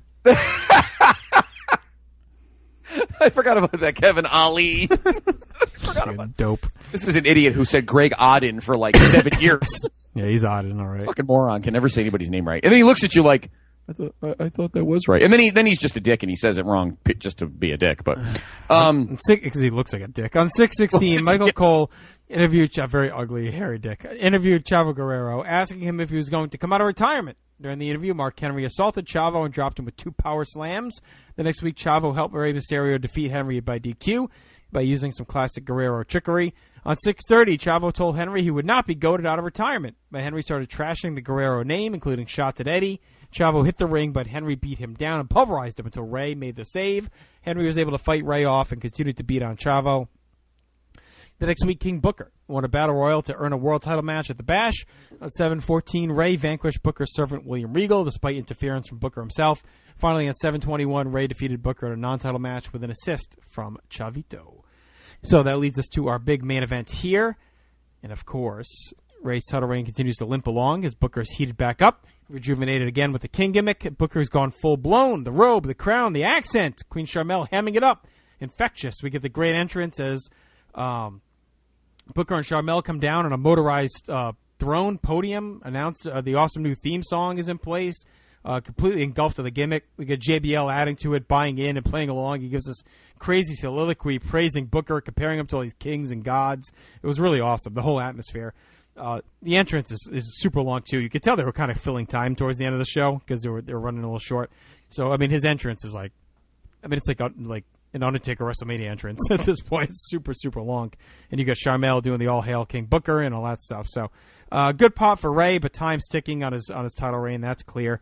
Long stalling before the bell. And it feels like it's, again, more stalling and time killing more than building to a big fight feel. It just feels like they're just eating time. Booker buys into a test of strength, but kicks Rey down and starts to unload. Rey makes a quick comeback until the match resets. Booker cuts down Rey with a back elbow and starts to work the arm. Rey wriggles free and speeds things up, but Booker slows things down with some jabs and some strikes. This time lands a shot to the eye. Booker whiffs on a charge and hits the post. Rey follows with a seated senton off the top to the floor. Booker ducks a springboard and lands a side kick to regain control, getting a near fall on a hard clothesline. Sharmell gets involved a bit, choking Rey before Booker goes to a hammerlock. Booker hits 3 Amigos for some heat and pounds away, but Rey makes a fast comeback with a flurry of kicks for a near fall. Sharmell trips up Rey and tries to block the 619, but the referee throws her out.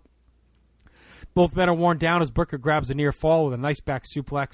Booker eats boots to the face when he comes off the middle rope. Rey goes with a low drop kick, head scissors, and a springboard crossbody for near falls. Rey gets 2 off a tornado DDT, but Booker whips Rey into the ref, knocking him to the floor. Rey hits a seated senton, 619 frog splash for the visual pin, but no referee. So King Booker grabs a chair. Rey dodges it and drop kicks it into him. Chavo comes out and then destroys Rey with a disgusting chair shot and a super obvious heel turn, like one of the least, surprising ones of all time. But at least he struck quick. They didn't do the whole thing where he plays it out and looks back and forth. He just grabbed the chair and smacked him with it. Booker looks confused, but he covers and wins the title. I thought it was actually a damn good match. I mean, even with the ending being kind of shaky, and that's mainly due to Chavo just being so bland and shitty that no one wants to see him. I thought the match itself was really good. Rey's run comes to a thud, but it was pretty much a failure across the board for him, except for a few really good in-ring pay-per-view matches. Otherwise, this has been a real failure. Booker's a well-deserving champion, amazing turnaround since late 05, busted his ass to get over. And his 06 redemption tour for 01 stars continues. We've had RVD and now Booker, two guys that were kind of left behind in 01 when they were red hot, now getting revitalized here in 06. The Booker gimmick is gold. I thought it made sense to pounce, get the belt on him while he's hot. Rey can move back the card, got his novelty run, and Chavo, whatever, you can fuck off. But so what did you give me your points? What did you think of the match? What did you think of Rey's reign, and what did you think of Booker being given the ball here? I like the match a lot. I think I applaud Booker for being able to adapt, because with Rey you kind of have to. Point one, Rey's reign was trash, and I don't even think they cared. I just think they wanted it to end. I mean, but if you just watch the pay-per-views in a vacuum, you'd think, holy shit, wow, this underdog thing really worked. And then you realize he was like 0-12 on SmackDown during that stretch. Yeah, his pay-per-view match has been great. The Mania match, the match with JBL, the match with Sabu, this one, like all his big pay-per-view matches have been really good. Yeah. So if you watch him in a vacuum, you think, wow, what a great title reign. And then you realize he looked like a total, toolbox on SmackDown. Point two, Booker's just the man. He earned the right to have a run, after what happened in 03 with Triple H and all that stuff. Pretty bland 04, pretty bland 05. Both saved by, 04, at least he had the series with Cena, but it really didn't have that sizzle. And then 05, revitalized with Benoit after the whole, Kurt Angle, I want to bang your wife like an animal. So I agree with you that Booker gets redemption for the last 5 years of trash. Well, his 02 was good. I mean, he definitely should have gotten something in 03, but in point three, same thing you were saying before. Eddie's dead, and that's a shame, and that's a tragedy. But we don't have to use all of his fucking family members either. Chavo's just a useless toolbox, and you almost say to yourself, yeah, you're relieved he actually ended the Rey's title reign, but at the same time, it's like, you knew even after that little interview, the little backstage piece, an hour and a half earlier, you knew he was going to turn on him. It was pretty fucking evident. You knew he was going to turn on him. It was so obvious. So predictable. The ham-fisted thing in the back, I'm here for you. It was so... This whole title reign has been so over the top, just in your face, beat with a hammer. It was just... and are we eddied out? I mean, let the guy's legacy Well, not even really talking shine. Eddie. I mean, they are, but they're not. It says no one wants to see Chavo in a main event feud. I don't. I know that. Now, then, anytime in between. Ever. Forever. Now, then, forever, all of it. I mean, I just don't... I'm all set. I'm good. Chavo was great in, not 2000. You know what I mean? Since then, I'm good with him now. He's had great matches here and there. I just don't need another feud with him and Rey over the memory of Eddie Guerrero and his wife, which we'll see. And it's just the whole thing was just... And he's another one. I mean, he was busting out of that fucking T-shirt. I mean, for God's sakes. Oh, didn't you learn? Your uncle's dead. Don't you get it? I mean, it's ridiculous. Utterly ridiculous. The whole thing sucks except for Booker. Honestly. I'm glad at least Booker got the the gift, but he earned it. So, and just Sharmell just saying it over and over, and the two guys talking over her, while she keeps doing "Oh, hail King BOOKAH" over and over and over again, while the announcers are trying to like surmise the show and go off air. It's just fantastic. Oh, yeah. She's the best. She's the best. And you were talking about time. The show time. When when you look at the timeline on the network, usually the average pay-per-view length is somewhere between like 242 and 246. This one was 239. Yeah, it was short. So you definitely knew that they were that. I mean, you hack off like 5 minutes of Booker's entrance, and you're looking. So obviously, the whole show was a mishmash. But having said that, the first half of the show was actually really good. So King Booker is your new world heavyweight champion, and good on them for taking advantage. Yep. I mean, he's hot. He's over. Let's do it. You know what I mean? Like, let's go. Push him. And okay, finish your point. I find it funny that, after all those years, it took like them breaking him down completely and giving him a very WWE gimmick. And he was awesome in it. Like, it's great that they finally get in the world title. You know what I mean? Like, they finally got that WCW stank off him. You know what I mean? Like, and now, okay, he's the WWE gimmick. He took to it. Now it's time to give him the belt. Like 5 years after he was like his hottest. But it was funny to me that they finally did it. But he earned it. I mean, we've talked about him more than maybe anyone over the last 5 months of SmackDown pay-per-views. I mean, just, how much he's grown ever since the Angle stuff, but really with the Benoit best of 7 shit that they did, the fall into the spring, and he took his lumps with the Boogeyman stuff, and ever since then, he's really worked his ass off. And, he's been great as a heel. Sharmell's been great, the whole thing, the whole package, and they went with it. They ran with it. So he was really well-deserving of this title reign. Absolutely. And it was a really good match. He hasn't had a ton of outside of, with guys like Benoit. So it was good to see him have a great match here. Exactly. And it's obvious. Clearly, we're leading into, Booker and Batista. And I was looking forward to it. I was looking forward to it back then, and I'm looking forward to watching it again now because you have two guys who, they're unique kind of workers. Obviously, Batista, big power guy, obviously. And, Booker's kind of a hybrid guy, too. I mean, he does some high-flying stuff. He could strike. He's a big striker. Not really a power guy, but I was fascinated to see what kind of matches we were going to get out of the two of them. So I'm because obviously we know it's coming. It's obviously leading towards Booker Batista. And, Ray will get his one token SmackDown rematch, and then he's done. So I don't think we'll have to see that again. And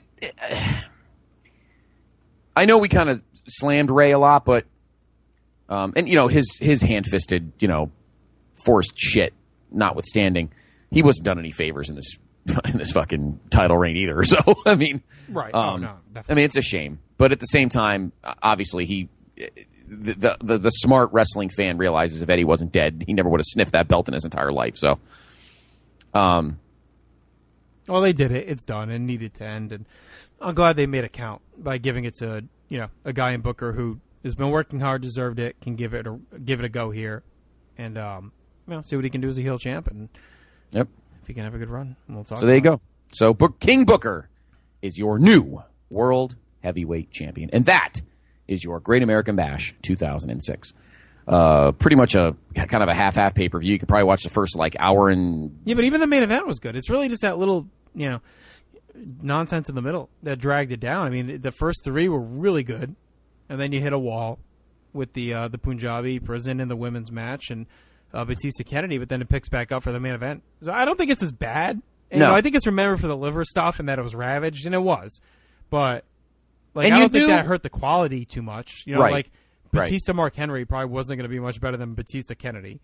I don't think as great as Super Crazy is. I don't know if that him and Helms is better than Hardy Helms. And Finley Regal was really good, and Khali Taker probably would have been worse than Show Taker. So, I don't know. I think it's I don't think it was that big of a loss from the enzyme stuff and the injury stuff. Yeah, it's I mean, the only thing is, at least logic-wise, I think fans would have forgiven Taker Khali only because it was the feud everybody was looking forward to seeing. I think. But yeah, quality wise, I mean, it would have been horrendous. I mean, let's not kid ourselves. All right, before we exit, we obviously are doing our little scoreboard here of pay-per-view matches for 2006. Now, at the moment, we have, in order, these are the 4 matches we have. In 4th place, Triple H versus Edge versus John Cena from Backlash. In 3rd place, Benoit versus Finlay from Judgment Day. In 2nd place, Edge, Foley, Lita versus Dreamer, Funk, and Beulah from One Night Stand. And number 1, John Cena versus RVD from One Night Stand. Do any matches here go into this list? I really like the tag. I think I'd put that 5th. Okay. I'd say we have our top 5 now. All right. So there's our top 5 template. So in 5th place, let me type it here, will be London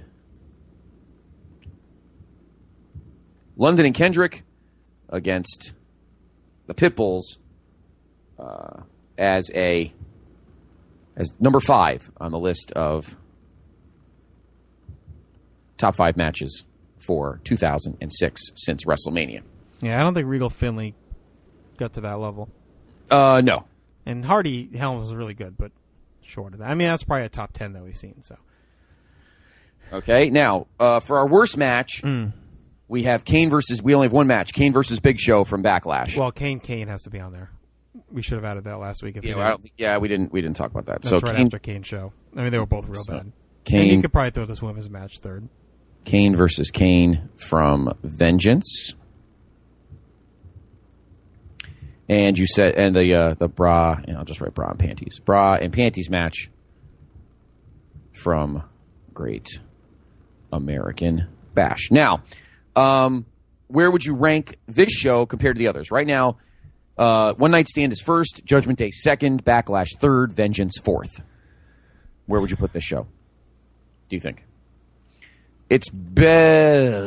It's definitely better than Vengeance. I think you'd have to be 4th. It's not better than Backlash. I don't think. Let me quickly refresh myself on Backlash. I mean, like the Backlash main event was really good. I don't know. What else was there? RVD Shelton? Yeah. The McMahons and Shawn and God? Oh, God. No, I think this is better. I'd put this ahead of Backlash. Okay. So... The main event of Backlash is better, but I mean, this has 4 pretty good matches. Okay, and so... it's quicker, you know? There was, for everything else, there wasn't a lot of lag time. Yeah. So, as of right now, number 5, Vengeance. Number 4, Backlash. Number 3, The Great American Bash. Number 2, Judgment Day. And the best pay-per-view of the storyline year is still One Night Stand. So we'll see if anything between now and then eclipses that. I'm not sure. Maybe the next one, which will be our next Vintage Vault JR, which, of course, will be SummerSlam from Beantown. And then the rest of 2006, which is definitely hit or miss. So there you go, folks. Gab 06. Yep, so we'll be back next week with SummerSlam at some point. Monday, Tuesday, somewhere in there. We're not sure yet, but we'll definitely be there. And of course, like I said, later this week, new clotheslines and headlines. And then next week, we'll have this. We'll have a main event back as well. Yes. So be sure to check out everything, all those iTunes feeds like we mentioned. Be sure to check out the GoFundMe we discussed earlier as well. PlayStation.com, the only place to be in your pop culture world. So, for Scott, I'm Justin. We are out. That was the Great American Bash. We'll talk to you next week on SummerSlam. Until then, take care. We'll see if I see D'Amato like 6 more times before then. How about the Freebird rule of hair pieces between Armento, DeVito, and Rotella? Yeah, get whatever you want. 6-man tag team Rogaine champions.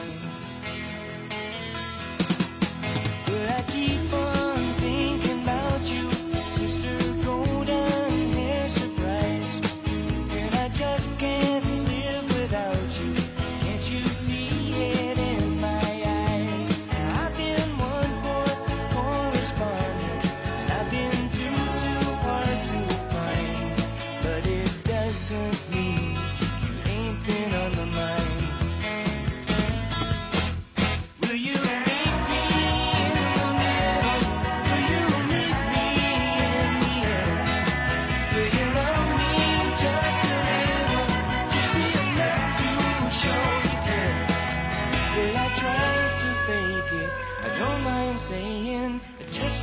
make it.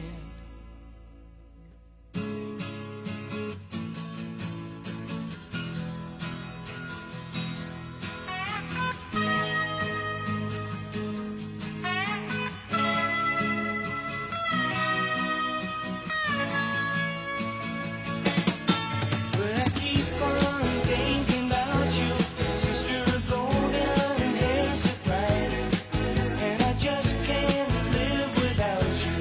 Can't you see it in my eyes? Now I've been one more correspondent, and I've been too hard to find, but it doesn't mean you ain't been on the mind.